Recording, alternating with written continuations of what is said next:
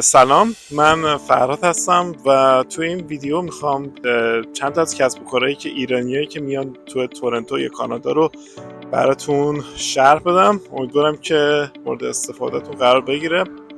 من الان در پلازای ایرانیا در تورنتو هم و امیدوارم که این ویدیو رو تا آخر ببینید.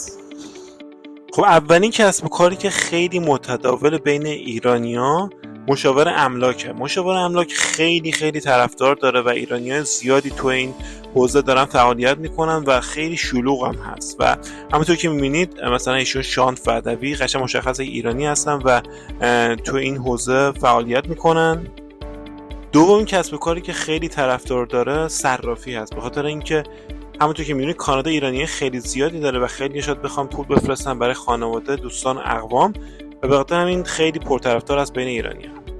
سوم کسب و کار وکیل مهاجرت شدن است که خیلی متداول. همونطور که می‌بینید اینجا تبلیغات زیادی است که کار مهاجرت انجام میدن، پناهندگی انجام میدن و با توجه به که کسب متقاضی زیادی است از ایران که بیان کانادا به خاطر وضعیتی که تو مملکت ما هست، متاسفانه خیلی دوست دارن که در واقع وکیل بشن و کمک کنن به کسایی که میخوان به کانادا، تورنتو یا ونکوور یا هر جای دیگه مهاجرت کنن یا پناهنده بشن.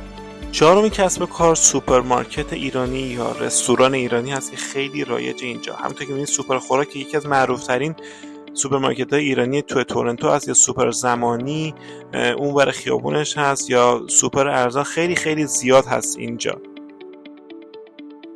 پنجمین کسب و کار که خیلی رایجه، خیلی تو اوبر کار میکنن یا مثل اسنپ خودمونه در واقع تو ایران که مسافر جابجا میکنن و یا اینکه اوبر ایت انجام میدن، غذا تحویل میدن در واقع.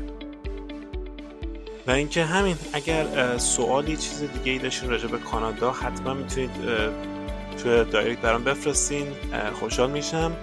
و اینکه میتونید ویدیو رو هم شیر کنید برای هر کسی که دوست داره به کانادا بیاد و شاید برات مفید باشه. مرسی، فعلا.